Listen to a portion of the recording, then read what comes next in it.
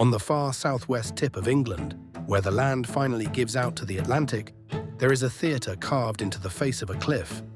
Its seats are cut from stone, its backdrop is the open sea, and almost all of it was built by hand by a single woman who was not a builder, not an engineer, not anything of the kind. She worked at it for 50 years. She hauled sand up the cliff on her own back. She mixed concrete by hand in every kind of weather, and she was still at it, an old woman on a cliff edge, well into her 80s. Her name was Rowena Cade, and here is the strangest part. She did not come from a world of hard labor. Rowena Cade was born in 1893 into a comfortable, genteel Victorian family, the kind in which young ladies were most certainly not meant to spend their lives moving rocks on a sea cliff. She grew up in Derbyshire, then Cheltenham, schooled as a proper young lady of her class. But beneath the manners was something restless. What she wanted, more than anything in the world, was the theatre. She wanted to act. It was not to be. For a woman of her background, the stage was no proper ambition, and her family did not encourage it. Then the First World War came and swept that whole genteel world away for good. The war gave her, of all things, a job breaking horses, training animals to be shipped out to the trenches of France. It was hard, physical, unladylike work, and she found, perhaps to her own surprise, that she was good at it and did not mind the effort at all. When the war ended, her father was gone and the family's old life was over. Her widowed mother sold the house, and Rowena, looking for somewhere to begin again, went as far west as England goes, to the wild granite coast of Cornwall. There, near Land's End, she found a rocky promontory jutting out into the sea. Beautiful, remote, entirely undeveloped. The locals called it Minack, from an old Cornish word meaning simply the rocky place. She bought the whole headland for £100. On its clifftop, she built a house, from granite hauled out of a local quarry, for herself and her mother. It was here, in this remote and rocky place, that the rest of her life would happen. She might have lived out a quiet life there, a genteel spinster with a sea view, tending her cliff garden. For a while, that is more or less what she did. And then the village put on a play. In 1929, a group of local players staged Shakespeare's A Midsummer Night's Dream in a nearby meadow, using the open countryside as their set. Rowena was pulled straight into it, the theatre love of her youth, alive again at last. The play was a triumph. Emboldened, the company chose their next production, The Tempest, Shakespeare's great drama of a magical island and a churning sea. And Rowena, looking at the wild cliff below her own house, had an idea that would consume the next 50 years of her life. The Tempest needed the sea, and there, directly below her garden, was a rocky gully falling toward the Atlantic, a natural stage with the greatest backdrop imaginable. She offered it to the company. There was only one problem. There was nowhere for anyone to sit. The gully was raw rock and gorse and slope. If there was going to be a theatre here, someone would have to carve one out of the cliff itself. And Rowena Cade, 38 years old, decided that someone would be her. She was not entirely alone. Her gardener, a Cornishman named Billy Rawlings, worked beside her, and a few local men lent their hands. But the vision was hers, the money was hers, and a great deal of the brutal labor would be hers too. They had almost no equipment, no diggers, no cranes, no machines. Just hand tools, muscle, a wheelbarrow, and the occasional stick of dynamite to loosen the stubborn granite. Everything else came down to lifting and carrying and sheer will. The granite itself had to be split and shaped by hand. Rawlings, she said, cut the great boulders much as the English cut butter, and now and then a slice would tumble away down the cliff and vanish into the sea below. The work was genuinely dangerous. The boulders were moved into place inch by inch with iron bars on a slick slope where a single careless step meant a 90-foot fall onto the rocks and the churning water below. For the seating and the terraces, they needed concrete, and concrete needs sand. So Rowena went down to the beach at Porthcurno, filled sacks with sand, and carried them on her own back up the steep cliff path to the theatre. Again and again and again. She mixed the concrete herself and shaped it by hand, learning as she went to make it look like the living rock around it. So the theatre would seem not built onto the cliff, but grown out of it. And while the concrete was still wet, she took the tip of a screwdriver and carved into it. The names of plays, their dates, Celtic patterns, shells, waves, and compass roses. Small signatures pressed into the theatre everywhere that are still there today. The whole first stage and its seating took 6 months of this, hauling and splitting and carrying and shaping through a Cornish autumn and winter on a cliff above a cold sea. By the summer of 1932, against all sense, it was ready. On an August night in 1932, the company performed The Tempest on Rowena Cade's cliff. There was no electricity out on that headland. The stage was lit by batteries and the headlights of cars angled down onto the players, with the black Atlantic booming behind them. The audience scrambled down a narrow path in the dark, bought their tickets from a table in the garden, and took their seats on the cliff she had built. What they saw, no theatre in the world could offer. A play about a storm and a magic island, performed on a real cliff above a real and endless sea. It was a sensation. A local newspaper called it a landmark, or more rightly, it said a seascape, in the history of English theatre. Rowena Cade was 38 years old, and she had just built the first version of the thing that would occupy the rest of her life, because she was not, in any sense, finished. The theatre that thrilled that first audience was rough and small and, to her eye, only the beginning. Every winter after, when the summer plays were done, Rowena went back down to the cliff to make it better. This became the rhythm of her existence. Plays in the summer, building in the winter, in the wind, the rain, the cold that comes straight off the Atlantic. Year after year, extending the seating, refining the stage, shaping the place a little closer to the vision only she could fully see. She salvaged whatever the sea gave up. When a Spanish ship wrecked on the coast, she hauled its great 15-foot timber beams up the cliff to build a dressing room for her actors. Whatever washed ashore, she carried home and built into her theatre. To understand Rowena Cade, you have to sit with the sheer, grinding length of it. This was not a burst of inspiration and then a finished monument. It was 50 years of physical labor, done mostly by one woman on the same cliff, for a theatre that was never quite complete. She became a familiar and slightly astonishing local sight. A well-spoken lady of a certain class, in old work clothes and a headscarf, mixing concrete and shifting granite, doing labor that would have tested men half her age. Then war came again. In 1939, the second great war of her life reached even this remote headland. The theatre was requisitioned by the army and turned into a lookout post, watching the sea for invasion. And in the process, much of her work was damaged. When the war finally ended, the theatre was battered, the world was poorer, and Rowena Cade was over 50 years old. She could have let it go. Instead, she and Billy Rawlings simply started again, repairing, rebuilding, and then, characteristically, expanding. They built a proper road and a car park, so audiences could reach the remote site. And they cut a flight of 90 steps up from the beach below, 90 steps carved into the cliff by an aging woman and a handful of helpers, so others could climb to the theatre she had made. The money was always a struggle. She funded much of it from her own dwindling means. In the 1950s, she asked a London drama school and the National Trust for help. They gave none.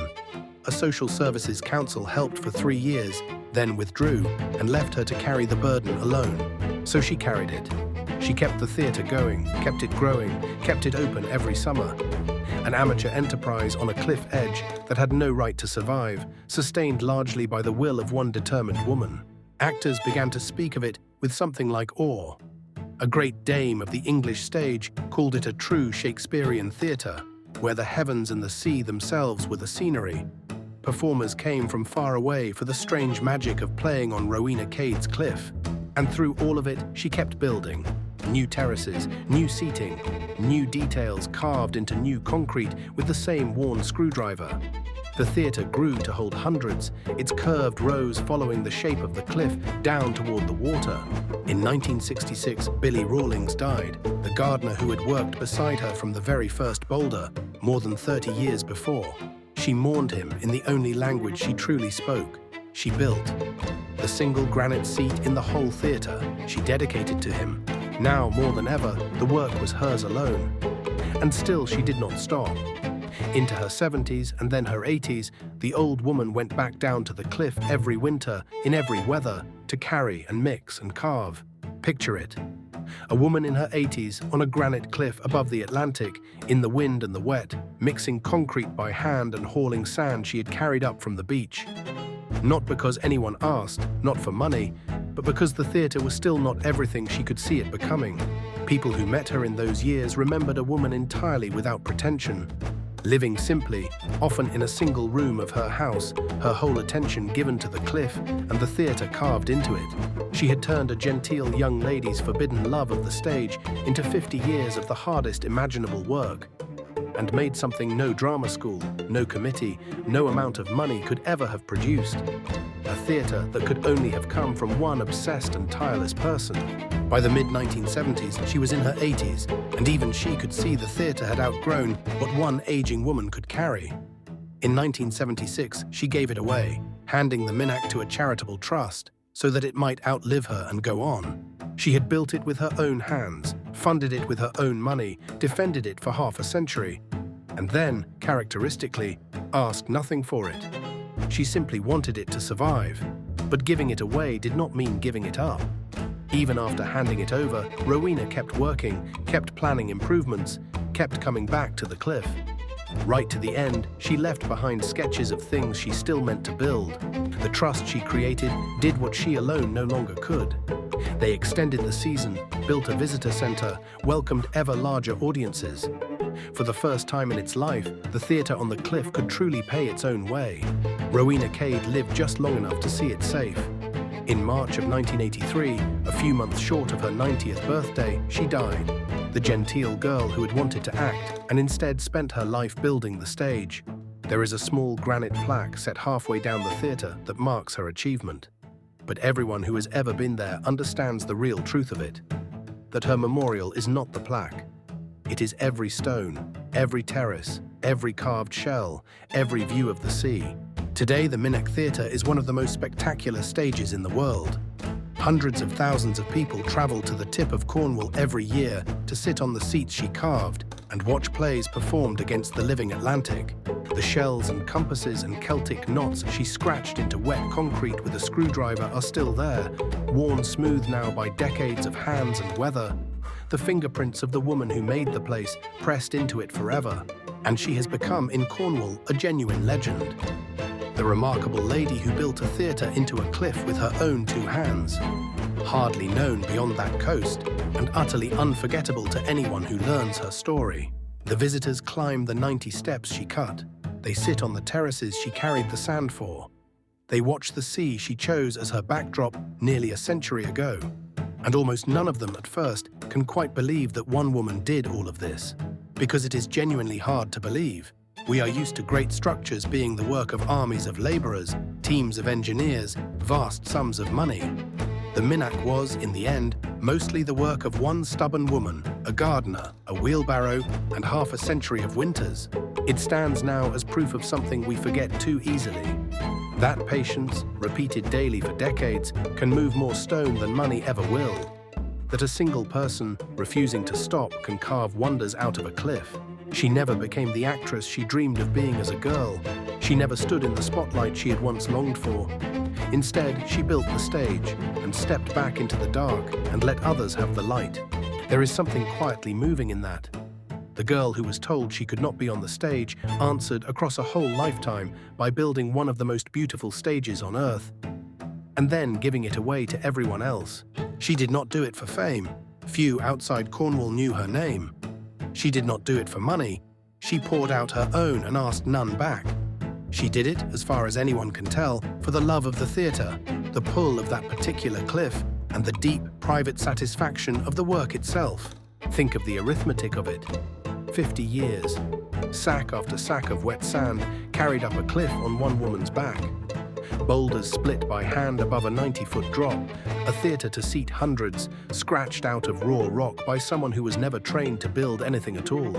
And still the question hangs over the cliff the way it hangs over all these lives. Why? Why would a woman of comfort and refinement spend 50 years in the wind and the wet, doing the work of a labourer on a dangerous cliff for a theatre she would largely give away? She could have simply funded it and hired the work done. She had, at least at the start, the means. She could have stopped after the first triumphant tempest and been remembered as the clever woman with the cliff. She could have quit 100 times over. She never did. Perhaps for Rowena Cade, the building was never separate from the theatre. Perhaps the carrying and mixing and carving was itself her way of loving the place, and the plays, and the sea. Perhaps the labour was the performance she never got to give.